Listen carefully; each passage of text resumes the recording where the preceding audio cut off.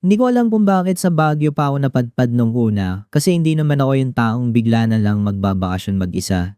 Madalas ako yung taong uuwi agad pagkatapos ng trabaho, magpapalit ng damit, kakain kung ano ang meron sa ref, tapos matutulog na may alarm na parang kalaban ko. Pero nung mga panahong yun, parang lumuwag bigla yung dibdib ko sa pagod tapos sabay-sabay din bumigat. Yung tipong hindi mo maipaliwanag kung pagod ka lang ba o may mali na. Nasa late 20s na ako, may trabaho ako sa isang maliit na accounting team sa Quezon City. Hindi siya exciting pero stable. Payroll, invoices, tax forms, kung ano-anong deadline na laging urgent. Kahit pare-pareho lang naman ang urgency nila. Wala akong kotse, kaya LRT tapos jeep, minsan UV kung maswerte, minsan lakad kung malas. Tatay ko retired na, si nanay nagtitinda pa rin ng pagkain pag may oras at may kapatid na nasa college. Nung January yon, yung tipong ang lamig sa umaga kahit nasa Maynila ka pero ang init pa rin sa tanghali. Sa office, sunod-sunod yung audit. Sa bahay, si tatay biglang bumalik yung problema sa hika tapos na-ospital siya saglit. Hindi naman siya lumala pero nag-iwan ng takot, yung takot na hindi mo sinasabi sa kahit kanino kasi ayaw mo magmukhang mahina. Tapos may isang gabi na nag-away kami ni nanay tungkol sa pera. Hindi naman malaki pero yung tono namin parang may mas malalim na pinag-ugatan. Natulog ako na hindi ako humingi ng sorry. Kinabukasan, nagsimbang gabi pa rin ako kahit tapos na yung season. Nasanay ako, yung parish namin malapit lang kaya kahit pagod kaya kong dumaan. Sa loob ng simbahan, tahimik, tapos yung ilaw medyo dim, yung kandila may amoy na parang lumang wax at bulaklak. Doon ko unang inamin sa sarili ko na hindi na ako okay. Hindi dramatic, hindi yung iyak na hagulgol. Yung thought lang na, Lord, pagod na ako. Parang hindi ko alam kung anong gagawin ko sa sarili ko. Paglabas ko, habang naglalakad pa uwi, may nakita akong post sa phone. Yung mga kaibigan ko nagbagyo. Picture ng fog, picture ng mainit na kape, picture ng sweater na parang bagong bili. Natawa ako kasi ang babaw pero may something dun. Yung idea na may lugar na malamig at tahimik na pwede kang huminga ng mas mahaba. Nag-file ako ng leave ng 2 araw. Hindi ko sinabi sa maraming tao, sinanay lang. Tapos tinanong niya kung may problema ba ako. Sabi ko pagod lang. Nagsinungaling ako ng konti. Alam ko nararamdaman niya pero hinayaan niya. Binigyan niya ako ng baon na pandesal at isang maliit na lalagyan ng adobo. Tapos sabi niya, magsimba ka doon. Tumango ako kahit hindi ko alam kung saan. Sumakay ako ng bus sa Cubao, madaling araw. Yung mga ilaw sa terminal parang laging may konting lungkot. May mga pamilyang may dalang malalaking bag, may mga magjowa na tahimik lang, may mga estudyanteng naka-hoodie, may mga OFW na halatang sanay sa ganitong alis. Umupo ako sa window seat, dala ko yung lumang earphones ko, tapos isang maliit na notebook na hindi ko naman ginagamit pero dala-dala ko para kunwari may plano ako. Pagdating sa Baguio, yung hangin parang may amoy ng pine at basa na lupa. Hindi ako sanay. Sa Maynila, pag bumuga ka, usok at init ang balik. Doon, parang may space sa pagitan ng hinga mo at ng mundo. Nag-check-in ako sa isang maliit na inn na walking distance sa mga usual na puntahan. Hindi ako naganap ng bongga kasi sayang at tsaka hindi rin ako yung taong magpapapicture sa bawat sulok. Gusto ko lang matulog at maglakad. Unang araw, naglakad ako sa Burnham Park. Nanood lang ako ng mga taong nag-boat, nagpicture, nagkakape. May mga bata na tumatakbo, may mga magulang na pagod na, may mga couples na magka-holding hands. Naramdaman ko yung loneliness ko ng mas malinaw, pero hindi siya masakit, parang neutral. Parang tinanggap ko na, oo, mag-isa ako dito at okay lang. Bandang hapon, umulan. Yung ulan sa Baguio, parang hindi nagmamadali, parang steady lang. Naghahanap ako ng matutuluyan kaya pumasok ako sa isang cafe malapit sa Session Road. Hindi ko babanggitin yung pangalan kasi hindi naman iyon ang point at saka ayokong may maghanap at mag-connect sa tao sa kwento ko.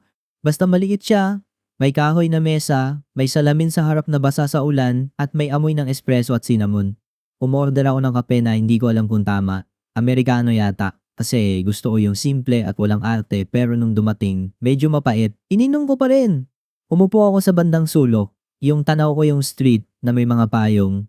Kinuha ko yung notebook ko. Kunyari magsusulat ako. Pero ang totoo, tinitigan ko lang yung blank page. Doon ko siya unang napansin.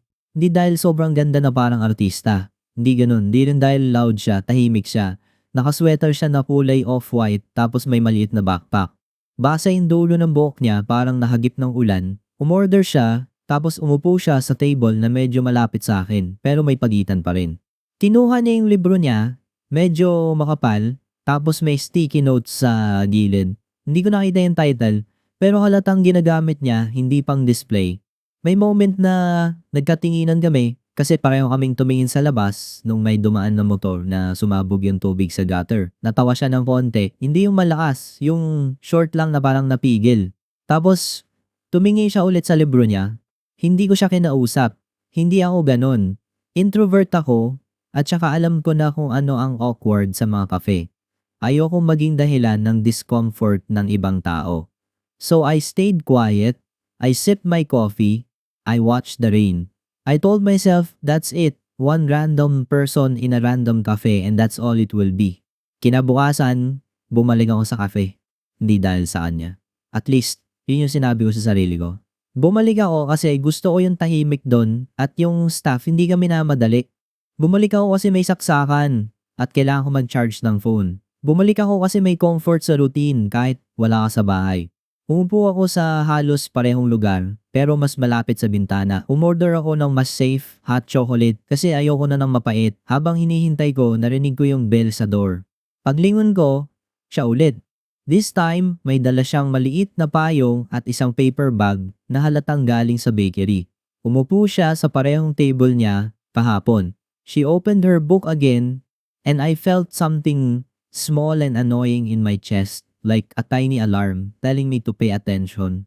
Nagtagal kami doon na parang may unspoken agreement na hindi namin kailangan magpanggap na close kami. Magkaibang mundo, same space.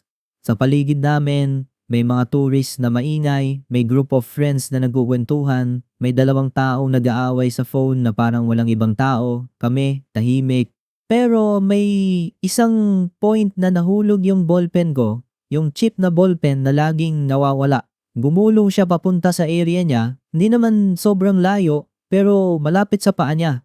Yumuko siya, dinampot yung ballpen, tapos iniabot sa akin. Sabi niya, "Sa'yo?" Sabi ko, "Oh, salamat." Tumingin siya sa notebook ko, na open sa blank page. Hindi niya pinuna pero parang may slight smile. Tapos sabi niya, "Gusto mo ng sugar? Ang bitter ng buhay pag walang sugar." Hindi ko alam kung joke ba yon o normal lang na line niya. Pero natawa ako kasi hindi siya pilit. Sabi ko, pwede. Inabot niya yung maliit na sachet ng asukal na nasa table niya. Sabi ko ulit, salamat. Sabi niya, no problem. And that was it. 2 minutes of interaction, then back to silence. Pero after that, parang nagkaroon ng maliit na thread sa pagitan namin na kahit hindi mo hawakan, alam mong nandyan. The next days, naging routine ko na bumalik, hindi araw-araw kasi gusto ko ring maglakad at mag-ikot. Pumunta ako sa Baguio Cathedral isang umaga. Umupo sa likod, nagdasal ng simple. Hindi ko na sinabi yung mga sobrang haba na prayer. Sinabi ko lang, Lord, tulungan mo ako maging maayos na anak, maging maayos na tao. Help me breathe. Tapos umalis ako na parang may konting gaan. Pumunta rin ako sa public market. Bumili ng gulay at strawberry jam para kay nanay kasi alam ko matutuwa siya. I walk around Session Road, watch people sell ukay, watch students in uniforms, watch old couples slowly crossing the street. I felt like a visitor in a city that somehow didn't care who I was and that helped.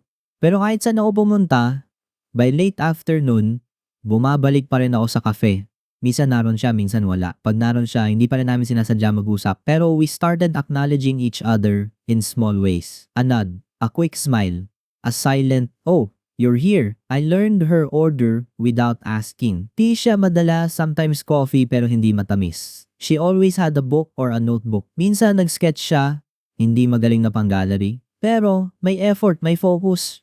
One time, nag-brown out saglit. na napatigil yung music. Yung mga tao nag-react, may nag-complain. Kami, nagkatinginan, tapos natawa siya ulit. Sabi niya, classic. Sabi ko, at least, malamig pa rin. Sabi niya, true. Tapos biglang bumalik yung ilaw. Parang walang nangyari pero sa akin, parang may nangyari. Hindi ko alam kung paano i-describe yung slow burn. Hindi siya fireworks. It was repetition. It was familiarity. It was the comfort of seeing the same face in a place where you feel safe. It was my tired brain finding one steady thing in a week na parang magulo. On my fifth day, naglakas loob ako na magtanong. Nakasabay ko siya sa counter. The line was short. She turned slightly toward me, maybe because she recognized me already. Sabi ko, tagal mo na rin dito ah. She smiled, polite but not distant. Yeah, dito ako nagtatago. I laughed, pero hindi ako sure kung joke. Bakit may hinahabol ka? She shook her head. Hindi, ako yung tumatakbo. Hindi ko alam kung bakit, pero yung line na yun tumama. Kasi pareho kami, tumakas ako sa QC, tumakas ako sa stress, sa guilt, sa mga bagay na hindi ko maayos. She was running too, in her own way. Sabi ko, ako din, 2 days lang dapat ako pero parang ayoko pa umuwi. Sabi niya, Baguio does that. It makes you think you can pause your life for a bit. I told her my name, she told me hers. I won't write it here, not because it's something special, but because it feels like it belongs to her still. Like I have no right to leave it on a public page. She asked where I'm from. I said QC. She said she's from a place down south but she's been in Baguio on and off for work. Not exactly work, she said. Training daw. I didn't push. We went back to our seats. This time, she didn't sit in her usual table. She sat 2 tables away from me, closer than before, but still with space. After a while, she stood up and walked to my table. Okay lang ba? She asked, pointing to the empty chair in front of me. My heart did something stupid. I tried to keep my face normal. Oo naman! She sat down, slowly, like she was testing if the moment was safe. We talked in short bursts. She asked what I do. I told her about accounting, about deadlines, about how boring it sounds, but it pays the bills. She said she works with people, something in community work, with kids sometimes. She didn't give details. I didn't demand. I was grateful she shared anything at all. She asked if I have siblings. I told her about my bunso. She laughed when I said my bunso still borrows my shirts even if he has his own. She said she's an only child. Then she corrected herself and said, only child sa papel. Pero may mga tao na parang kapatid ko na rin. She asked if I go to church. I said, yes. Not perfect, but yes. She said she also goes. Sometimes. Pag kaya, she said. Pag hindi ako pagod, that word again. Pagod. Like a common language. After that day, we started talking more. Not every time. Sometimes we'd just sit and read. Sometimes we'd talk about small things. The weather, the tourists, the way Baguio smells like wet leaves, the way your hands get dry in the cold, the way coffee tastes better when you're not rushing. She told me she likes walking early morning before the city wakes up. I told her I'm not a morning person but Baguio makes me try. She told me she hates loud places. I told her I hate being forced to talk when I have nothing to say. She said, so we're both built for quiet. I noticed little things. She never wastes food. She always takes her trash to the bin even if someone else would do it. She tips the staff quietly. She says thank you in a low voice like it matters. She rubs her hands together when she's nervous. She avoids questions about her family. She smiles more when talking about books than about people. One morning she wasn't there. I waited longer than usual. I felt ridiculous. I reminded myself, she's not my girlfriend. She's not even my friend in the usual sense. She's someone I happen to see. But that morning felt empty. The next day she came back looking more tired. Her eyes were puffy like she didn't sleep enough. She ordered tea, sat down and stared at nothing for a few minutes before opening her book. I didn't want to intrude. but I also didn't want to pretend I didn't notice. So I asked softly, "Okay ka lang?" She looked at me, and for a second I thought she would lie. But she sighed, "Hindi." I nodded. "Gusto mo magkwento?" She shook her head. Hindi ko alam kung paano. So we sat there. No pushing, no fixing, just presence. And somehow, that felt more honest than any advice I could have given. That afternoon, I texted my mom. I apologized for the fight. I told her I miss her cooking even if I'm literally eating bread and coffee here. She replied fast, like she was waiting.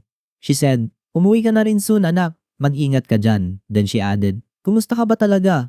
I didn't answer that last part right away. I stared at the screen for a long time. Then I typed, "Pagod lang ma, pero gumagaan." I don't know when it shifted from a person I see to a person I look for. It happened quietly. One day, I found myself arriving earlier, checking the tables, listening for the bell on the door. I'd feel relief when I saw her bag. I'd feel disappointed when I didn't. We never did anything grand. We didn't go on dates. We didn't hold hands. We didn't take pictures. We didn't post anything. She didn't even add me on social media. We exchanged numbers eventually, but we barely used them. It was mostly, "Nandito ka?" And late ako and ingats. One Saturday, she asked if I want to walk. We met near Burnham Park. It was early and foggy. May mga tao na nag-jog, may mga nagluluto ng almusal sa maliit na stall. We walked slowly, hands in pockets. I bought coffee from a cart and we sat on a bench. She told me she likes watching old couples. Parang may peace, she said, like they survived something. I asked her what she thinks couples survive. She looked at the ground for a while. "Time," she said, "and themselves." I didn't know what to answer, so I said, "Siguro yung araw-araw." She nodded, "Oo, yung araw-araw." After that, she became more open but still guarded. She told me she had a rough year. She told me she left a job because it was eating her. She told me she had to go to trainings and seminars and things that made her feel like she's always being tested. She told me she's tired of people asking her what she wants to do with her life, like it's a simple choice. I told her about my dad's hospital visit. I told her I'm scared of becoming the kind of person who only shows love through money. I told her I'm scared I'm not doing enough. She listened. She didn't interrupt. She didn't try to one-up me. She just listened, like my words were allowed to exist. The night before I was supposed to go back to Manila, I didn't sleep well. I kept thinking, uuwi na ako. Babalik ako sa routine. Babalik ako sa stress. Babalik ako sa pagiging anak na laging nagmamadali. And I would leave this city and maybe leave her too. I wanted to tell her I'll miss her. I wanted to ask if we can keep talking. I wanted to ask if she wants to visit Manila, if she wants to meet my friends, if she wants to see my church, if she wants to eat my mom's adobo. I wanted to say so many things, but I was scared of making it heavy. I was scared of ruining the quiet thing we had. So I did what I always do when I'm scared. I delayed. The next morning, I packed my bag. I told myself I'll meet her one last time sa cafe. I'll say goodbye properly. I'll ask for something concrete. A plan, a date, a promise. Kahit maliit lang. I arrived at the cafe earlier than usual. I ordered coffee. I sat down. I waited. 1 hour. She didn't come. 2 hours. She didn't come. I checked my phone. No message. I tried to act normal, like I was just killing time. Pero yung kamay ko nanginginig ng konti when I lifted my cup. Around doon, the staff approached me. She was one of the regular staff there, the one who always remembers my order. She said, "Sir, may iniwan po dito para sa inyo." My stomach dropped. "Para sa akin?" She nodded.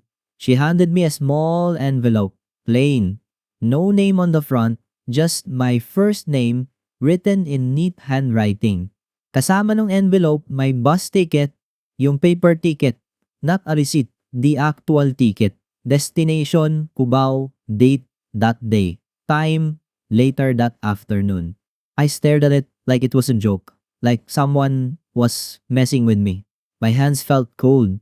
I opened the envelope slowly. Inside was a short note. Hindi siya mahaba, pero bawat salita parang may timbang. Sinabi niya na sorry daw kung biglaan. Sinabi niya na alam niyang hindi kami nag-promise ng kahit ano kaya wala siyang karapatan manghingi. Pero humingi pa rin siya in her own way. She wrote that she was leaving Baguio that day. Not just for a trip, not for training. She was leaving for good, at least for a long time. She wrote that she got news a week ago and she didn't tell me because she didn't want our last days to feel like a countdown. She wrote that she enjoyed the quiet. She wrote that the cafe became her safe place and somehow I became part of that safety. She wrote that she didn't expect to care about a stranger from QC who looked like he's always thinking too much. She wrote that she noticed I pray before drinking my coffee sometimes, kahit very quick lang. She wrote that she likes that I say thank you like I mean it. Then she wrote the part that made my throat close. She wrote, may mga tao na dumadaan lang pero may naiiwan na ganito. Hindi ko alam kung ano tawag doon, pero hindi ko siya gustong itapon. She said she couldn't ask me to come with her. She said she couldn't even explain everything. She said she was going somewhere she didn't choose fully, but she needed to do it. At the bottom, she wrote one line in English, simple and clean. Please don't hate me for leaving quietly. That was all. No heart emoji. No long explanation, no dramatic goodbye, just that I sat there for a long time. The cafe was loud around me, but it felt far. I looked at the bus ticket again. It was for me. She bought it. She planned it. She wanted me to go home. In my head, I argued with myself. Bakit niya ako pinapaalis? Bakit hindi niya sinabi? Bakit ngayon lang? Bakit hindi ako nagtanong? Bakit hindi ako naging mas matapang? I messaged her. I called. No answer. I went out of the cafe and walked fast, like my legs could fix something. I went to the terminal. I didn't know what I was doing. I thought maybe I can catch her. Maybe I can see her one last time. Maybe she's on a bus too. Maybe she's in line. Maybe I can say, at least, ingat. At the terminal, maraming bus, maraming tao. I looked at faces like I was searching for a specific color in a crowd. I checked every line, every bench. Nothing. I called again. Still nothing. I sat down, holding the ticket, feeling stupid. Feeling like a character in a story I didn't sign up for. After a while, I realized something. The ticket she gave me wasn't a clue. It was a boundary. It was her way of saying, please go back to your life. Don't chase me. Don't turn this into something messy. Let it be what it was, quiet and clean. I hated that I understood her. I hated that part of me respected it. I boarded the bus that afternoon. I sat by the window again. Same kind of seat as when I arrived. But I felt different. Parang may nawala na hindi ko alam na hawak ko. On the way down, I kept rereading the note. I tried to find hidden meaning. Like maybe she left an address, maybe she left a hint, maybe she left a plan. Wala. Just her words. Just her request not to hate her. Pagdating sa Cubao, the heat hit me like a slap. The air smelled like diesel and sweat. People moved fast. Everyone looked like they had a reason. Umuwi ako. Si nanay nagluto ng sinigang. Si tatay nanood ng TV. Yung bunso ko nag-rant tungkol sa school. Normal. Life continued like nothing happened. Pero ako, parang may bahagi sa akin na naiwan sa Baguio, sa cafe, sa table na lagi naming inuupuan, sa tunog ng bell sa door. That night, I went to church. I sat in the back. Again, I didn't know what to pray. I ended up saying, Lord, salamat sa mga taong dumadaan. Salamat sa mga taong tahimik. Salamat sa mga taong nagbibigay ng pahinga kahit sandali lang. At kung nasaan man siya, ingatan mo siya. Weeks passed. Work got busy again. Tatay improved. Nanay stopped asking if I'm okay in that careful tone. Maybe because I started helping more. Maybe because I started coming home earlier. Maybe because I started listening more. Sometimes I would see a cafe. in QC, and I would think of her. Sometimes I would smell cinnamon and feel that same small alarm in my chest. Sometimes I would open my notebook and actually write something kahit pangit, kahit messy, just to prove that the blank page doesn't have to stay blank. Hindi siya nag-reply. Hindi na siya bumalik. Nandoon lang yung numero niya sa phone ko hanggang sa nagpalit ako ng phone ilang buwan later. Hindi ko binura. Basta nawala siya kasama ng lumang unit. At ang weird, naramdaman ko yung relief at lungkot ng sabay. Isang linggo, pagkatapos ng misa, naglakad ako pa uwi at napadaan sa isang maliit na bookstore. Pumasok ako, hindi dahil may kailangan ako, kundi dahil naalala ko yung sticky notes niya sa gilid ng libro niya. Bumili ako ng second hand na kopya ng isang nobela na minsan ko siyang nakita na binabasa. Hindi nga ako sure kung yun talaga yung parehong libro, pero parang sapat na yung feeling na malapit. Sa loob ng cover, may maliit na note mula sa dating may-ari. Hindi siya, iba lang sulat kamay ng someone else na nagsasabing, "For the days you want to run but you choose to stay." Nakatayo lang ako doon at naramdaman kong kumirot yung mata ko. Hindi dahil sobrang dramatic, dahil totoo. May days na gusto mong tumakbo, may days na gusto mong maglaho, may days na gusto mong huminto. At minsan, may nagbibigay sa'yo ng lugar para huminga sandali. Minsan city, minsan cafe. Minsan tao na kilala mo lang talaga sa maliliit na usapan at sa shared silence. Hindi ko alam kung saan siya napunta, may mga hula ako. Sa tingin ko, umalis siya ng bansa. Sa tingin ko, pumunta siya sa malayo. Maybe dahil sa pamilya, maybe sa trabaho, maybe dahil sa isang bagay na ayaw niyang pangalanan. Ayokong magpanggap na alam ko. Ayokong gawing storya siya na may maayos at malinis na ending. Ang alam ko lang nito, may mga tao na hindi mo kailangan ng buong buhay nila para may matutunan ka. Hindi mo kailangan ng label para maging totoo yung connection. Hindi mo kailangan ng closing speech para maging valid yung lungkot. Minsan, iniisip ko pa rin yung note. Hindi araw-araw, hindi rin kahit every week. Pero pag napapadaan ako sa cafe dito, pag may naririnig akong bell sa door, pag umuulan ng steady, naaalala ko. At ramdam ko yung regret, oo. Ramdam ko yung what if. Ramdam ko yung sana sinabi ko. Ramdam ko yung sana mas naging matapang ako. Pero kasama ng regret, may gratitude din. Kasi sa maikling season na yon, nung hindi ko may paliwanag yung pagod ko, nung hindi ko maayos yung family situation ko, nung hindi ako makapagmamalaki sa trabaho ko, may isang lugar sa Baguio na naging pahinga ko. At may isang tao doon na hindi ako tinanong kung bakit ako malungkot. Umupo lang siya malapit sa akin at hinayaan niya lang akong mag-exist. Kung mababasa man niya ito, kahit maliit ang chance, sana alam niya na hindi ko siya hate, hindi ko siya sinisisi. Naiintindihan ko kung bakit tahimik siyang umalis. Pero sana, kahit minsan, maalala niya rin yung cafe, yung mesa, yung ulan sa Session Road, yung hot chocolate na hindi niya gusto pero tinikman niya pa rin kasi sabi ko masarap. Yung moment na nag-brown out, tapos natawa kami pareho, yung tahimik na parang sapat na. Kasi sa akin sapat siya nun. At hanggang ngayon, dala ko pa rin yun kahit hindi ko na siya magilap. The end. Thank you for watching this video. Don't forget to come back tomorrow for more stories. Once again, I'm Lechon and I'll see you next time.